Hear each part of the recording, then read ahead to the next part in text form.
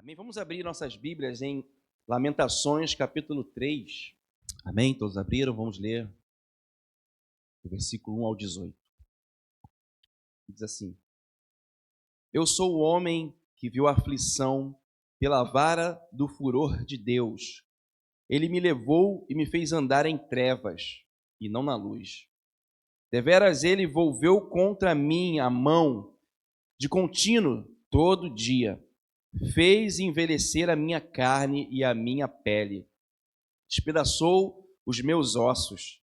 Edificou contra mim e me cercou de veneno e de dor. Fez-me habitar em lugares tenebrosos com os que estão mortos para sempre. Cercou-me com um muro e já não posso sair. Agravou-me com grilhões de bronze. Ainda quando clamo e grito, ele não admite a minha oração. Fechou os meus caminhos com pedras lavradas, fez tortuosas as minhas veredas. Fez-se-me como urso à espreita, um leão de emboscada. Desviou os meus caminhos e me fez em pedaços. Deixou-me assolado. Entesou o seu arco e me pôs como alvo a flecha. Fez que me entrassem no coração as flechas da sua aljava. Fui feito objeto de escárnio para todo o meu povo, e a sua canção todo o dia. Fartou-me de amarguras, saciou-me de absinto, fez-me quebrar com pedrinhas de areia os meus dentes, cobriu-me de cinza, afastou a paz da minha alma, esqueci-me do bem. Então disse eu: já pereceu a minha glória, como também a minha esperança no Senhor. Vamos orar. Amado Senhor Jesus, estamos aqui, Pai, na Tua presença. Fala conosco através da palavra, fala em nossos corações.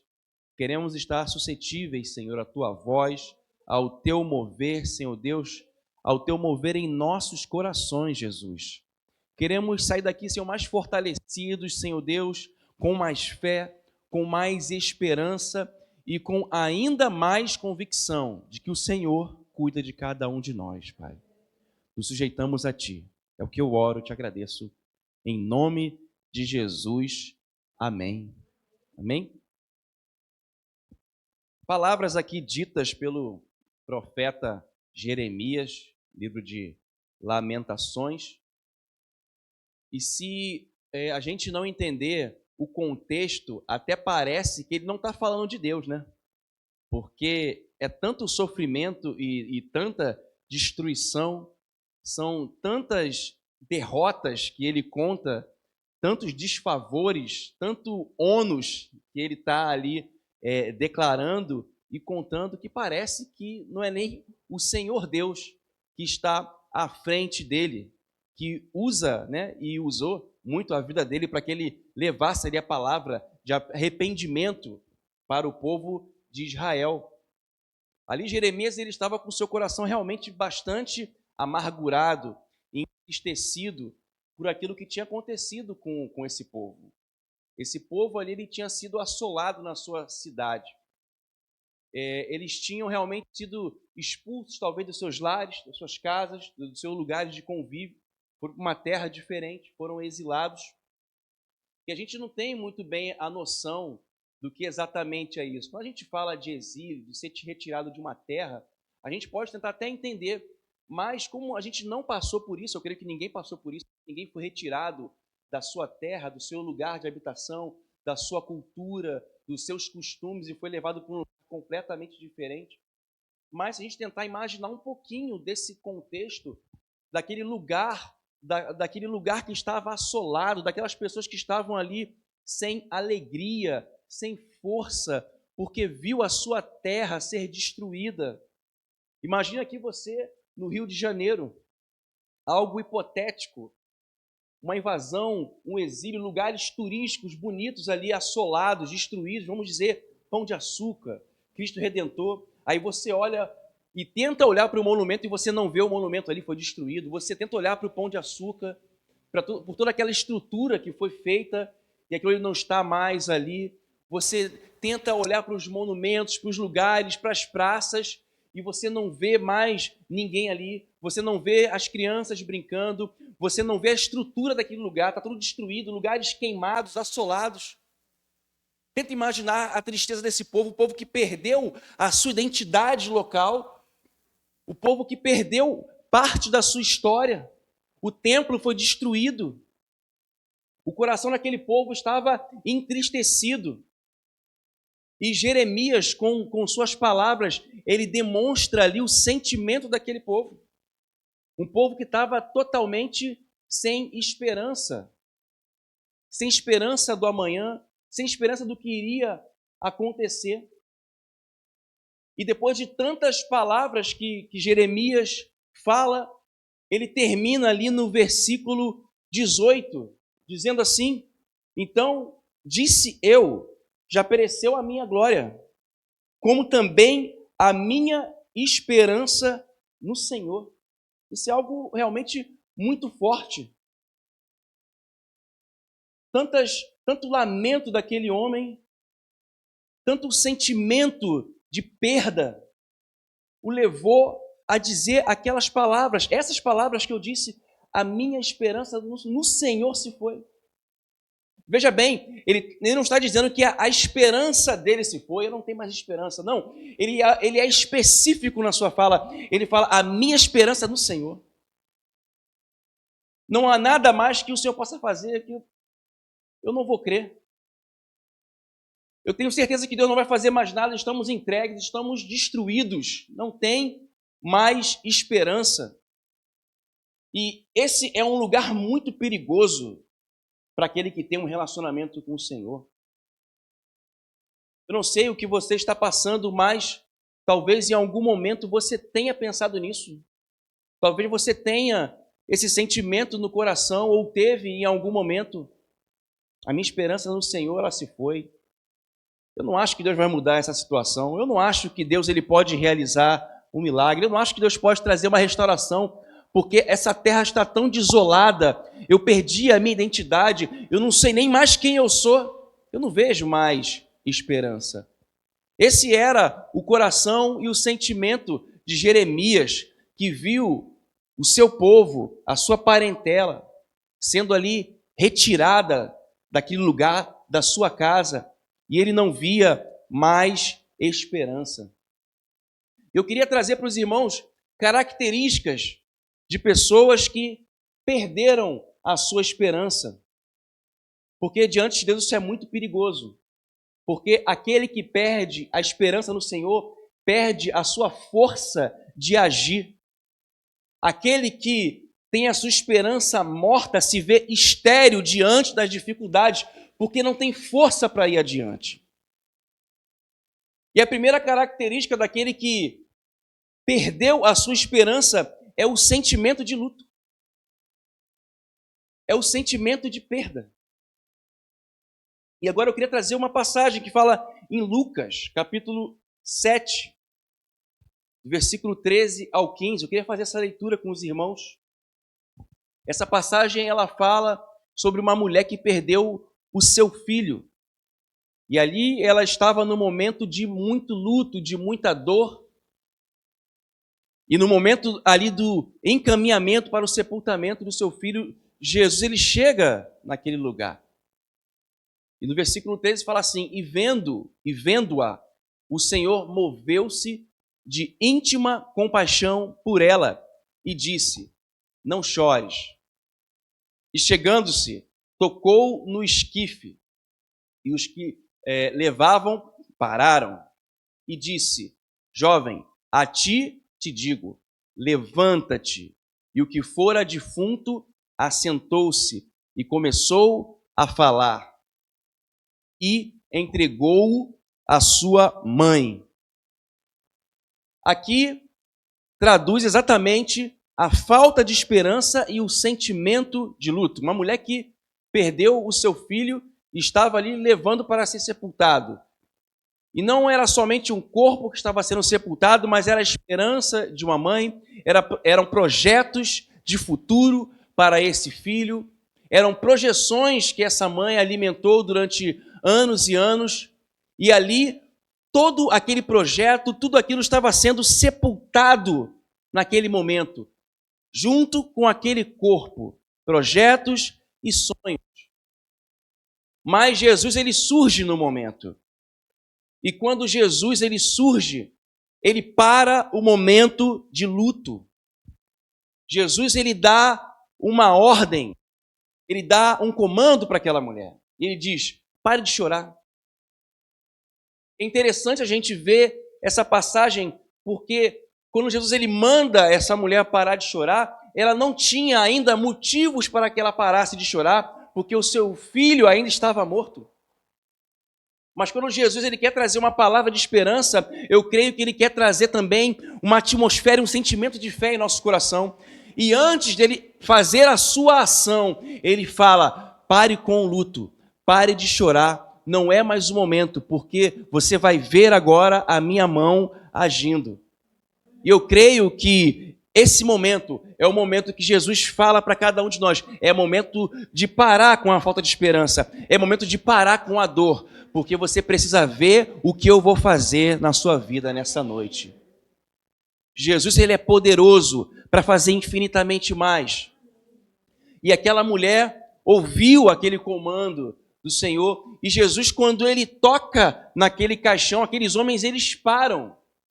Você vê que Jesus não dá nenhuma ordem para que os homens parassem, mas quando Jesus ele toca, o toque de Jesus faz tudo aquilo que estava sendo encaminhado parar e paralisar-se.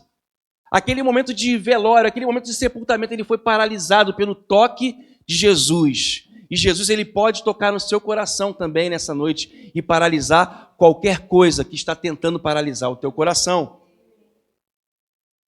E essa é a primeira característica daquele que perdeu a sua esperança. Eu quero trazer agora a segunda característica de 3 que eu estou trazendo, do coração do homem que perdeu a sua esperança. A segunda característica são os olhos que focam na destruição. A palavra de Jeremias focava na destruição, focava na falta de fé, focava na falta de esperança. Não havia palavras que edificassem o coração dele e que trouxessem o mínimo sinal de esperança naquela passagem. E assim muitas vezes nós passamos por isso. Nós olhamos as circunstâncias, não conseguimos ver esperança e os nossos olhos ficam focados somente na destruição, naquilo que tenta abater o nosso coração. E assim aconteceu com um homem chamado Geazi. Eu queria que você visse comigo a passagem de 2 Reis, capítulo 6, versículo 14. A segunda característica são os olhos que focam na destruição. Geazi ali, ele estava totalmente desolado também, com os seus olhos voltados para o natural, seus olhos voltados para o natural. Eliseu ali estava revelando ao rei as palavras que o rei assírio tinha em seu quarto, em seu lugar, em seus aposentos. Ali ele estava revelando as palavras. E o rei da Síria ele ficou furioso com isso, porque ele fazia a sua estratégia de guerra, só que Deus entregava a palavra para Eliseu e ele desfazia todo aquele planejamento, porque ele entregava essa palavra para o seu rei. E aquele homem, o rei da Síria, descobriu que partia de Eliseu essa palavra. Então um exército foi até esse homem para tentar capturá-lo.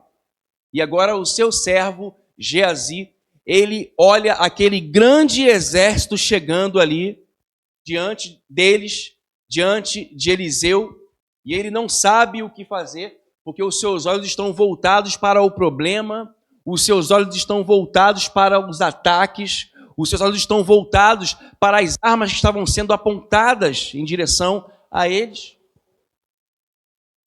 É no 2 Reis, capítulo 6, isso. versículo 14 a 17. Amém? Eu acho que eu não errei. Exatamente, isso mesmo. Então a passagem diz assim: então enviou para lá cavalos e carros e um grande exército, os quais chegaram de noite e cercaram a cidade. E o servo do homem de Deus se levantou muito cedo e saiu. E eis que um exército tinha cercado a cidade com cavalos e carros. Então o seu servo lhe disse: ai, meu senhor, que faremos? E ele disse: não temas, porque mais são os que estão conosco do que os que estão com eles.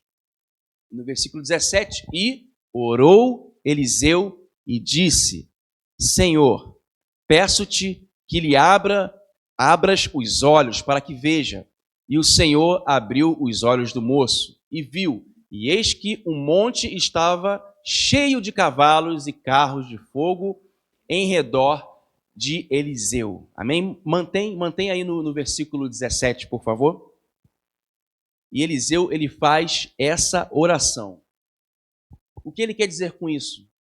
Ele simplesmente fala: Senhor, eu peço que o Senhor tire o foco desse homem para o natural. Eu peço que o Senhor tire o foco desse homem para a destruição que aparenta estar chegando diante de nós. E que mostre aquilo que o Senhor está fazendo. A ação do Senhor sobre nós. E aquele homem, ele viu a ação de Deus sobre a vida deles dois, tanto de Geazi quanto de Eliseu. E essa segunda característica daquele que só vê a destruição, ela é corrigida na medida que nós pedimos ao Senhor: Senhor, corrige a minha rota. Por favor, Senhor, muda o meu ponto de vista, muda a minha forma de enxergar, abre os meus olhos espirituais, porque eu não estou conseguindo enxergar a saída, mas eu creio que o Senhor vai me fazer enxergar uma saída para o que eu estou vivendo. Talvez o que você esteja vivendo, você não consegue ver uma saída, e você está clamando, falando: ai, Senhor, o que eu posso fazer agora? Eu não consigo ver saída, não vejo esperança. Peça para o Senhor mudar o seu olhar. Muitas vezes não é o ambiente que vai ser transformado, mas é a forma de você enxergar. O ambiente natural de Geazi não mudou, mas a forma de ele enxergar o ambiente mudou, porque o Senhor mexeu nos olhos daquele homem. E o Senhor, ele pode mexer nos seus olhos nessa noite e fazer com que você enxergue com os seus olhos espirituais e você veja o Deus que pode transformar a tua situação. E ele pode fazer isso na sua vida, meu querido.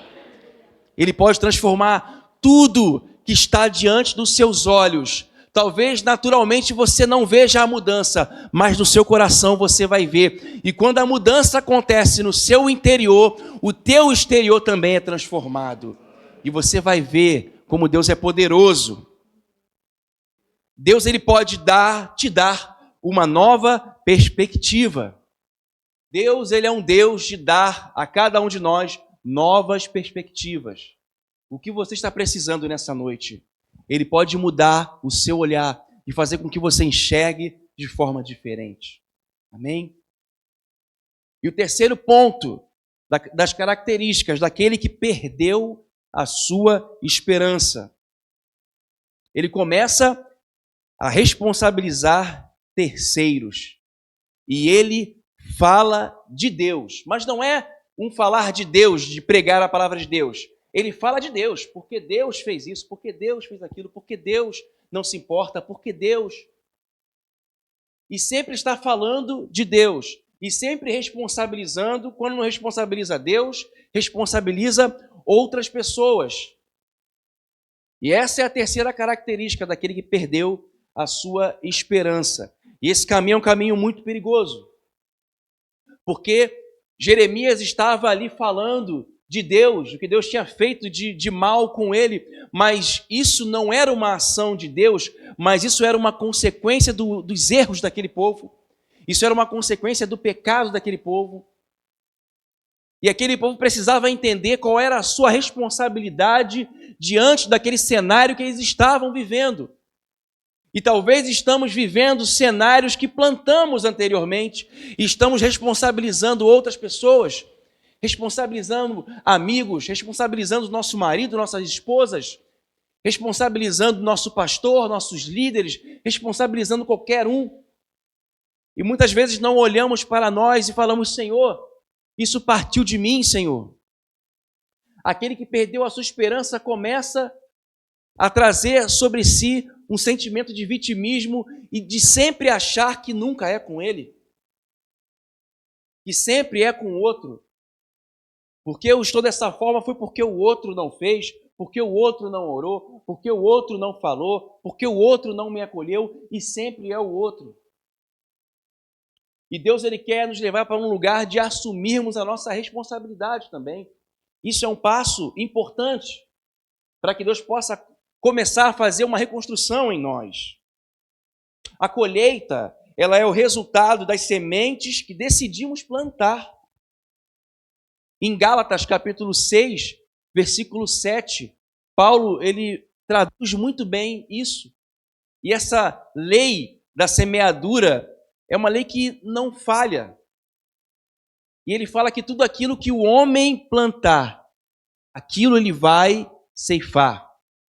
Não erreis de Deus, Deus não se deixa escarnecer, porque tudo o que o homem semear, isso também ceifará. Então isso é uma lei bastante objetiva, bastante clara para todos nós. Nós vamos colher as sementes exatamente que plantamos. Não há como você plantar um tipo de fruta e você colher outra. Você vai colher exatamente a fruta que você plantou. E aquilo que nós estamos plantando, se estamos plantando desobediência, distanciamento do Senhor, negligência à sua palavra, vamos colher a destruição, vamos colher a tristeza, vamos colher a falta de esperança. Mas eu creio que o Senhor tem falado aos nossos corações e esse é o momento de plantarmos as sementes corretas. Porque quando plantamos as sementes corretas, nós vamos ver os resultados que Deus planejou para cada um de nós. Deus não planejou que Jerusalém fosse assolada. Deus não planejou que aquele lugar fosse destruído. Muito pelo contrário. Deus, Ele queria que aquele povo tivesse voltado para Ele. Que aquele povo estivesse com o coração cultuando a Ele, com o coração esperançoso nele. Como Deus queria acolher aquele povo, como uma galinha acolhe os seus pintinhos, assim a palavra de Deus fala, como Deus ele queria acolher aquele povo, mas aquele povo ele plantou destruição, ele plantou pecado, ele plantou situações que os afastavam cada vez mais de Deus, e eles escolheram exatamente aquilo. E agora Jeremias começa a falar de Deus, como se eles não fossem os responsáveis por tudo aquilo que eles estavam colhendo. Por isso é necessário plantarmos a semente correta, porque Deus nos diz aquilo que precisa ser feito. A palavra de Deus diz tudo aquilo que precisa ser feito. Em Josué, capítulo 3, versículo 5, Josué dá um comando para aquele povo, a partir da voz de Deus, dizendo: santifiquem-se, pois amanhã o Senhor fará maravilhas entre vocês. Ou seja, Deus fará maravilhas, mas é necessário vocês plantarem as sementes corretas. Santifiquem-se, se preparem, busquem a Deus, porque amanhã Deus vai fazer. E o que nós estamos plantando para que Deus faça maravilhas em nossas vidas? O que nós estamos plantando para vermos a mão de Deus agindo sobre nós? Josué falou para aquele povo: santifiquem-se. Façam a parte de vocês. É necessário que vocês façam a parte de vocês. E então Deus vai agir, porque o Senhor, Ele é fiel à sua palavra. Ele é fiel a nós, claro que sim, mas com o princípio da palavra. Se nós somos fiéis à palavra, o Senhor, sendo fiel à sua palavra, Ele é fiel a nós. Amém? A ponte que liga o Senhor a nós é a palavra, porque Cristo é a palavra. Então ele vai realizar sim, segundo a sua palavra. Ele vai fazer o milagre segundo a sua palavra, não segundo a nossa concepção. mas é tudo segundo a sua palavra. E a palavra de Deus fala: santifique-se, se prepare, busque a Deus, porque eu vou fazer. A base de tudo é separar-se ao Senhor, santificar-se a Ele, e Ele vai fazer. O que você está esperando? Talvez seus projetos não tenham acontecido ainda, porque faltam algumas ações que Deus tem mandado você fazer, alguns comandos. Se prepare, santifique-se, busque a mim, se dedique a mim. Busque, leia a palavra. Talvez ainda não colhemos ainda o que precisamos e o que Deus planejou para nós, porque não estamos fazendo segundo a palavra, segundo aquilo que Deus falou para a gente. Então Jeremias, com seu sentimento de luto, que é a primeira característica, os olhos que focam a destruição e responsabilização de terceiros, transmitia um coração sem esperança. Mas até para o coração sem esperança há jeito. E Jeremias, no versículo 19, ele faz uma pequena oração. Não é nenhum tipo de discurso bonito, muito eloquente, não. É uma oração bastante sincera, mas agora ele deixa de falar de Deus e ele começa a falar com Deus. E isso muda toda a história. Porque uma coisa é você falar de Deus, outra coisa é você falar com Deus. Não fique falando de Deus, fale com Deus. Não trate Deus na terceira pessoa, mas fale com Ele na segunda pessoa. Ele está perto de você. O Deus que Ele quer relacionamento, Ele quer que você fale com Ele. Enquanto Jeremias estava falando de Deus, não havia esperança no seu coração, mas a história dele começa a ser transformada quando ele fala com Deus. E no versículo 19, Lamentações 3:19, Jeremias ele tem uma conversa com Deus e fala assim: lembra-te da minha aflição e do meu pranto, do absinto e do fel. Continua. Minha alma certamente disto se lembra e se abate dentro de mim. Você vê que é uma fala de lamento, de tristeza, mas não é uma fala de Deus, de distanciamento, mas agora ele começa a conversar com Deus. E quando você começar a conversar com Deus, você vai ver que o ambiente vai começar a ser transformado. Não é pelo tamanho da tua oração, não é pela forma bonita que você fala, não é às vezes nem pelo teu conteúdo, porque Deus conhece o teu coração, mas é a quem você direciona a sua fala. Você está falando com Deus? Pois se não está, comece agora a falar com Deus. Comece agora a falar com Deus. Não tenha Deus como algo muito longe, distante, abstrato, um Deus que a gente ouve falar na Bíblia, mas comece a se relacionar com Ele. Uma pequena oração com uma grande sinceridade. Ele não preparou frases, apenas disse o que estava no seu coração. Porque muitas vezes, e eu creio que todas as vezes, Deus ele quer a nossa sinceridade. Mas Deus conhece o meu coração, não é verdade? Em Salmos, número 139, versículo 2, fala assim: tu sabes o meu assentar e o meu levantar, de longe entende os meus pensamentos. Aí a gente se pergunta, mas se Deus ele conhece o meu levantar, o meu sentar, se Deus ele conhece de longe os meus pensamentos, por que Deus quer que eu fale?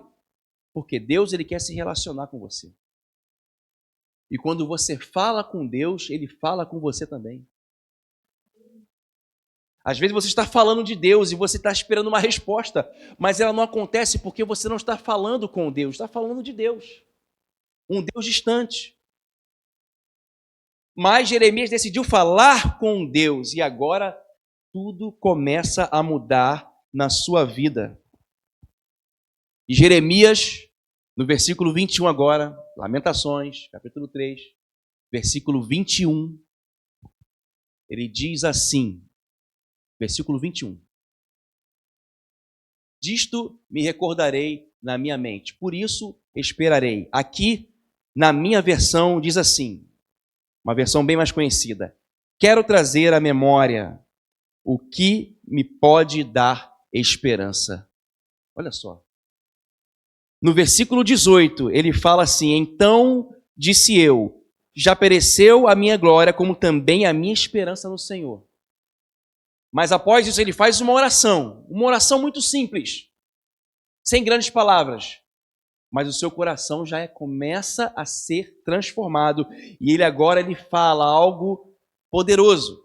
Ele fala: eu quero trazer à memória o que me pode dar esperança. Essa frase é uma frase tão linda, é uma frase que tem tantas camadas, e a gente vai falar um pouquinho de cada ponto dessa frase aqui, porque isso fala muita coisa. Aquele homem diz: eu quero trazer à memória o que me pode dar esperança. E agora vamos focar aqui na primeira parte, que ele fala de um desejo. Ele fala: eu quero. Você quer, meu irmão? Você tem vontade? Você realmente quer? Toda mudança passa por um ato de vontade, de decisão. Jeremias, ele fala: eu quero. Deus pergunta para você nessa noite: e você? Você quer? Você realmente está comprometido? Você quer? Essa noite você pode tomar uma decisão importante na sua vida. E você precisa decidir. Jeremias, ele precisava tomar uma decisão que iria mudar a sua perspectiva, a sua forma de pensar. Ele falou: eu quero. Ele viu que ele precisava. Eu quero, eu decido, eu tomo esse passo. Qual é o passo que você precisa tomar nessa noite? Talvez uma decisão importante que vai mudar o rumo da sua história. Talvez seja uma decisão de perdoar alguém que te magoou e que aquilo traz uma amargura no seu coração e você não vê esperança de mudança, mas agora esse é o momento de falar: Senhor, eu quero. Senhor, eu preciso, eu quero, Senhor, eu decido. Eu me levanto diante de Ti agora. Eu quero. E Jeremias, além de falar eu quero, agora ele fala: eu quero trazer à memória. Agora você vê que não basta somente uma decisão de querer, é importante decidir, mas agora aquele homem fala: eu vou trazer à memória. Eu vou me esforçar. Eu vou trazer à minha mente, à minha memória. Porque toda mudança requer esforço. Imagina um coração entristecido, cansado, sem esperança, falar: eu quero trazer à memória. Eu preciso mudar. Eu preciso me esforçar. Eu não quero mais viver com esses pensamentos, eu não quero mais viver nessa situação. Eu quero trazer à memória, eu quero trazer coisas novas, eu quero trazer a memória da palavra, eu quero trazer a memória da promessa, eu quero trazer a memória daquilo que Deus falou no meu coração. O que você precisa trazer à memória? Deus, ele pode te ajudar nesse processo, mas você precisa querer e precisa se esforçar. Eu quero trazer à memória. E trazer à memória era o esforço necessário. Mas, na verdade, o que Jeremias mais queria não era trazer à memória, mas era a esperança que um dia fora tirada dele. E agora ele diz: eu quero trazer à memória aquilo que me dá esperança.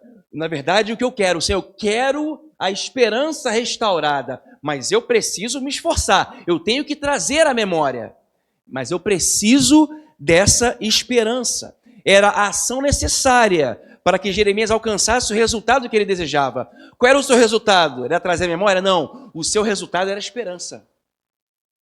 Para que a sua esperança seja renovada, é necessário também ter o esforço de trazer à memória, de se encher da palavra, de se encher da promessa. Traga à memória que o Senhor vai fazer com que você entre nessa terra que você tem prometida para você. E agora ele entra na terceira parte. Eu quero trazer à memória. E agora ele fala, aquilo que me pode dar esperança. Agora você vê aqui uma fala seletiva de Jeremias. Eu quero trazer à memória, mas aquilo que me dá esperança. Não é trazer à memória qualquer coisa. Não é trazer à memória a lembrança que me magoou. Não é trazer à memória o sentimento de revanchismo, de vingança, de ódio. Não é trazer à memória aquilo que eu vivi que me marcou negativamente, não. É trazer à memória aquilo que vai me projetar para uma esperança que Deus tem para mim. Eu preciso selecionar agora o que eu preciso. Eu preciso selecionar aquilo que vai me impulsionar para a vontade de Deus. Eu quero trazer à memória, mas aquilo que me dá esperança. O que pode me dar esperança? Mudanças importantes se consolidam quando estabelecemos prioridades. Aqui Jeremias começa a estabelecer prioridade. Eu não quero qualquer coisa. Eu quero aquilo que pode me dar esperança. E muitas vezes a gente passa por falta de fé, a gente passa por depressão, por sofrimento, por falta de esperança, porque não estamos selecionando de forma correta, porque não estamos fazendo as escolhas corretas, porque estamos escolhendo ver, ouvir e falar coisas que vão roubar a nossa alegria, que vão roubar a nossa esperança, que vão roubar a nossa fé, que vão roubar a porção que nós temos em Deus. O que você está selecionando para a sua vida? O que você está escolhendo? Quando nos levantamos, quando começamos a viver a nossa vida no dia a dia, quais são as escolhas que estamos fazendo? Estamos realmente selecionando as melhores escolhas, selecionando as melhores amizades, os melhores relacionamentos, as melhores palavras, as melhores notícias, as melhores perspectivas, as melhores formas de enxergar as coisas. Estamos enxergando de acordo com a palavra ou de acordo com o cenário. Se você ligar a televisão, meu irmão, e você ligar no noticiário, você vai ver muitos problemas, mortes, destruição. Eu não estou falando para você ser uma pessoa alienada, mas na medida que você mais se alimenta com esse tipo de notícia, de informação, a tua esperança ela vai indo embora aos poucos. Cuidado. No Instagram e outras redes sociais, YouTube, Facebook, existe algo chamado algoritmo. Eu creio que os irmãos saibam o que seja isso, mas quem não souber, eu vou explicar um pouquinho o algoritmo. Ele é como se fosse um sistema de inteligência artificial que, na medida que você visualiza alguma coisa ali, que você curte alguma coisa, que você seleciona alguma coisa, que ele vê a tua minutagem de acesso, ele vai começando a te entregar mais daquilo. Então, por exemplo, uma mulher que está grávida, ela começa a ver coisas sobre neném, não é isso? Então, o algoritmo ali, aquele sistema de inteligência artificial começa a entregar vários assuntos relacionados à maternidade, crianças, cuidados com o neném. Se você gosta de atividades físicas, por exemplo, de musculação, então ali ele vai te entregar muita coisa relacionada a cuidar do seu corpo, a cuidar da sua alimentação, a praticar exercícios. Isso chama-se o algoritmo. Isso é um sistema, algo que o homem programou, e ele trabalha nesse sentido, para te entregar assuntos que são do seu interesse. E assim, muitas vezes, é também a nossa mente. Quando começamos a nos alimentar com aquilo que traz problema, destruição e nos afasta do Senhor, é como se fosse um algoritmo que fica fazendo um loop na nossa mente, trazendo à memória somente aquilo que nos afasta da esperança. Por isso é importante fazermos as escolhas corretas, fazermos as escolhas que vão nos aproximar de um ambiente de esperança. Esse é o momento de você fazer boas escolhas na sua vida também. Quer ter um bom relacionamento com o Senhor? Busque a Ele, busque a sua palavra, faça boas escolhas diante do Senhor, pergunte ao Espírito Santo qual é a vontade dEle. No começo pode parecer um pouco estranho, mas comece a criar essa cultura na sua vida de você orar, de você agradecer a Deus, de você não proferir palavras que não edificam.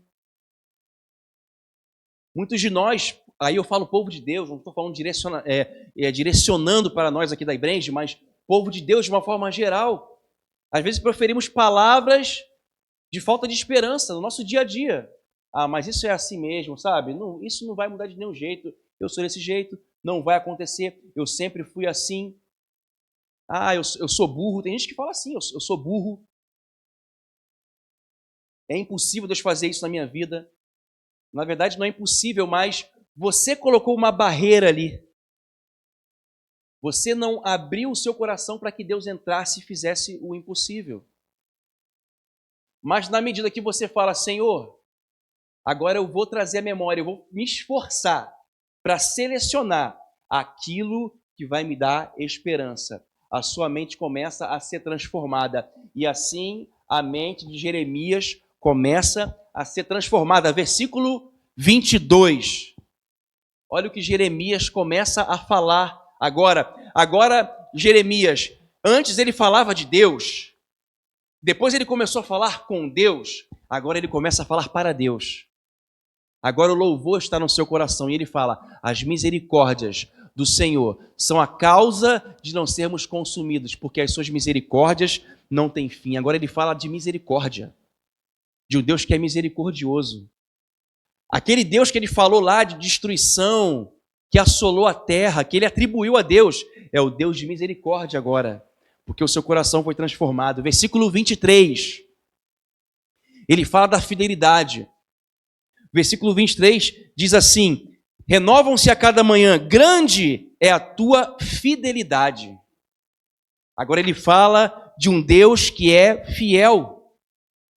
E ele continua, ele fala do Deus que sustenta a vida dele. Ele fala para Deus dizendo, a minha porção é o Senhor, diz a minha alma. A minha porção é o Senhor. Deus é o meu sustento. Deus é quem me guarda. Deus é quem me direciona. Olha só como o coração desse homem é transformado. E assim ele vai fazer com cada um de nós, quando renovamos nosso pensamento. No versículo 25, bom é o Senhor para os que esperam por Ele, para a alma que o busca. Agora o Deus é o Deus de bondade. Bom é o Senhor para aqueles que esperam nele, para aqueles que têm esperança no Senhor. Bom é o Senhor. Aleluia! E no versículo 26 ele fala, bom é aguardar a salvação do Senhor. E ele reconhece, o Senhor é a minha salvação. De um Deus que ele falava de destruição, que ele tinha um pensamento completamente distorcido, porque Deus não era aquilo.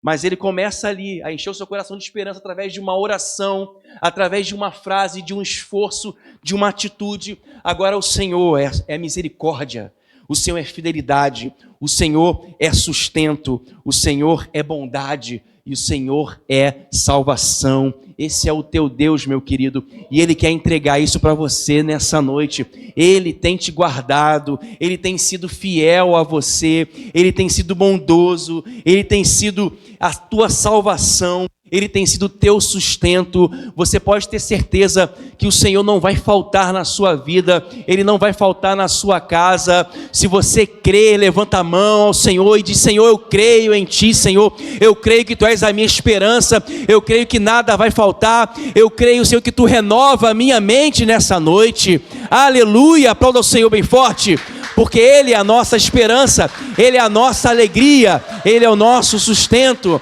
Aleluia. E um coração que foi totalmente transformado. E Deus quer fazer isso também em nossos corações nessa noite, em nome de Jesus. Amém? Vamos ficar de pé.